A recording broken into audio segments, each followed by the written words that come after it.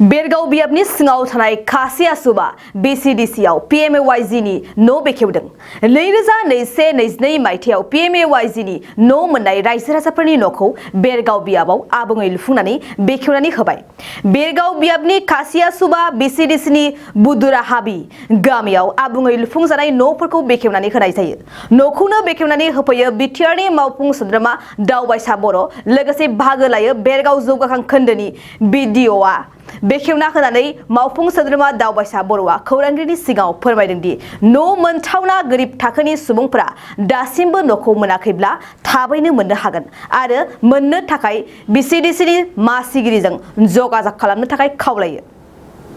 जोंनि 32 नं भेरगाव समस्ति आरो भेरगाव डेभेलपमेन्ट ब्लकनि सिङाव नैबे खासियासुबा Vcdc बेवहाय भारत सरकारा जिहेतु दिनै 20 नभेम्बरखौ आवास दिबस हिसाबै फालियो।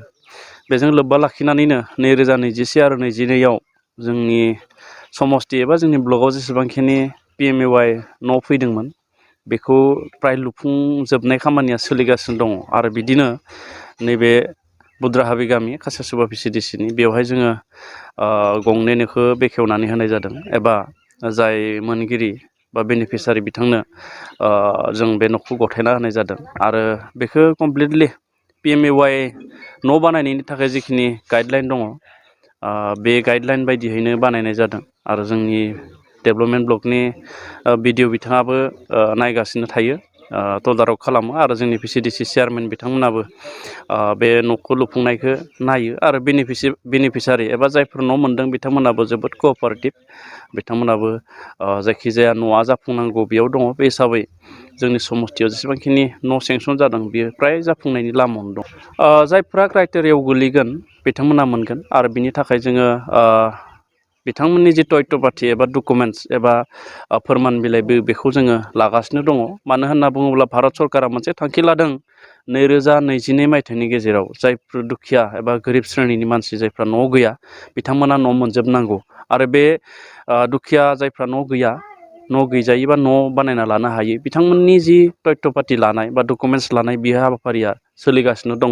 आङो नैबे मिडियानि गेजेरजों खावलायगोन सोरबा जुदि बिदि डकुमेन्टस एबा तथ्यपाथि होआखैब्ला गावबागाव Vcdc नि चेयारमेननि गेजेरजों जाहाथे ब्लकआव बे नांगौ डकुमेन्टसफोरखौ थाबैनो गथायो आरो डकुमेन्टस गथायाब्लाथ' बिथांमोना मोननाय नङा। आं बेखायनो खावलायगोन सोरनिबा बुंनायाव ओरैनो फासयना थायालासेनो जों धोरोम हारि राजखान्थि जों जेबो नायाखै जाय दुखिया मानसि मोनथावना बे मानसिनोनो जोङो न' बानायना होनो थाखाय जों थियारि बेखायनो डकुमेन्ट साबमिट खालामि बिथांमोन सोरबाफोर दङब्ला न' गैजायै बिथांमोना जाहाथे थाबैनो डकुमेन्टसखौ साबमिट खालामो आं बेखौ खावलायगोन। जोबोद गोजोननाय मोन्दों जाहाथे न'आबो बनायनाया जोबोद मोजां जादों आरो जों माइ मिस्ट्रिफोरजों एसे हेल्प होदो आं बहुत साबायखर होदो आरो जाहाथे मोजां जानायखाय आं बेखिनिखौनो बुंबाय। जों मोजां नांदो न'आबो मोजां जाथारदो। बेनिफ्राय गोबां माने दिननिफ्राय थानो थाखाय नोंथांमोननो गथायना होबाय। औ दे मा होनना बुंगोन बे समाव?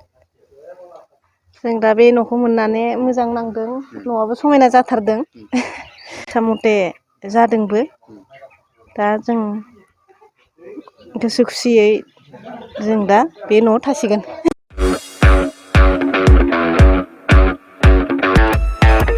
स्कुटी आरो बाइक सालायग्राफोरनि थाखाय मोनसे मोजां फोसावथाय। चिरांनि काजलगावआव पेट्रल पाम्पनि साखाथियाव थानाय MMH अट' हन्डा श'रुमआ नोंथांमोननि थाखाय स्कुटी आरो बाइकखौ खम डाउन पेमेन्टआवनो होनायजों लोगोसे मोजां अफार लानानै फैदों। नोंथांमोना बे श'रुमनिफ्राय स्कुटी आरो बाइकखौ खम डाउन पेमेन्टआवनो मोननायजों लोगोसे बेसेन नाङाजासे गंनै हेलमेट गांसे ब्लेंकेट नोगोद 500 रांनि खाबुखौबो मोनफागोन। MMH अट' हन्डा श'रुमनिफ्राय बेफोर खाबुखौ नोंथांमोना 19 नभेम्बरनिफ्राय 30 डिसेम्बरसिम मोननो हागोन। लोगोसेयैनो गोजाम स्कुटी बाइकफोरखौबो बे श'रुमाव सोलाय सोल' खालामनो हागोन। नोंथांमोना MMH अट' हन्डा श'रुमाव स्कुटी आरो बाइकखौ बायनो गोसो दङब्ला नैबे मबाइल नम्बर 8720957824 एबा 6001916155 आव थोंजों फोनांजाब खालामनो हागोन।